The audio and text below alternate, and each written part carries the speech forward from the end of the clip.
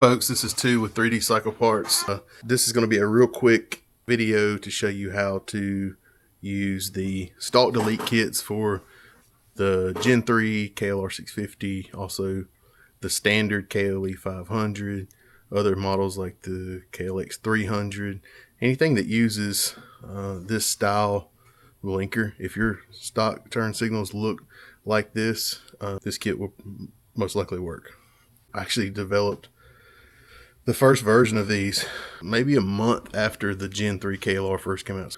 We had a handful of sets of these that have been on bikes for 5 years now.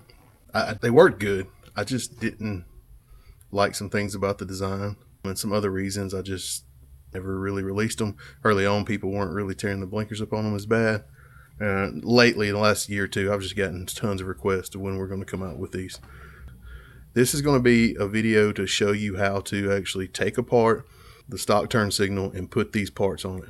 This is not going to be a video showing you how to get to the blinkers and remove them from the bike on any specific model. Okay, so if you buy this kit, if you follow this video, if you're able to replace the stock blinker, then this kit and these instructions will help you eliminate the factory stock and make it much better looking, better function, much less prone to get broken off. So let's jump into this. All right, so if you take your turn signal off of the bike, if it's still in one piece, this is what it's going to look like. You unbolt it from here and pull the wire out. This is what you've got. These signals work different than most of the other stock signals I've dealt with. You just start off by removing the lens. You need a number 1 Phillips. Remove the lens using this one screw on the back. Another little tip, when you get these off of your bike, if you take both the front or both the back off at the same time, you're wondering which one's which because they do look really close. The bottom, there's a little notch right there on the bottom. That's for a drain, just in case moisture were to get in there, it can drain out. So when you go to put them back on, you want that little notch on the bottom. So once you get the lens off, it just picks up out of there. Pull this reflector out and then feed these wires in from the back. Push those in and see that just comes out right there.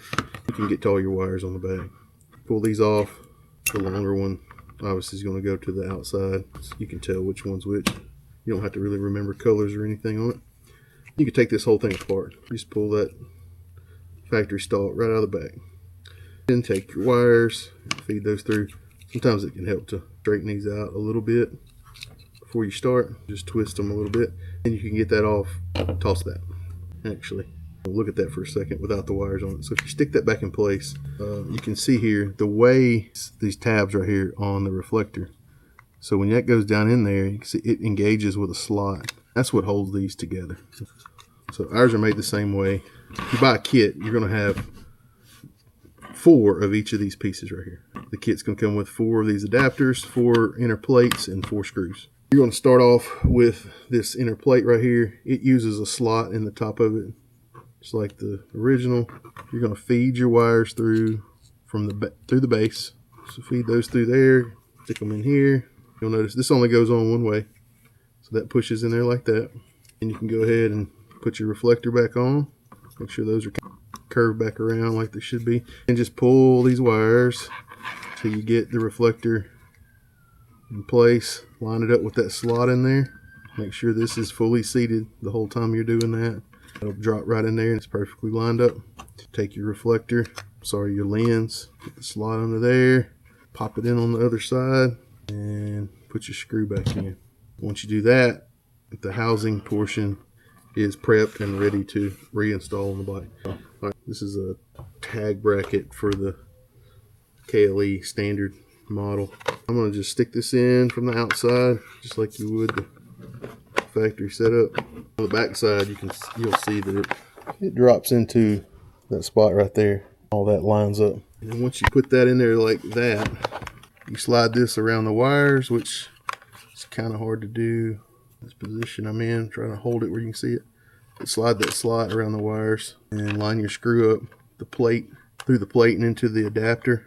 Then you need a number 2 Phillips. I like using this little ratchet like that. Once you get that started, you just got to hold it all in place. I'm just holding it from the back with my fingers like that.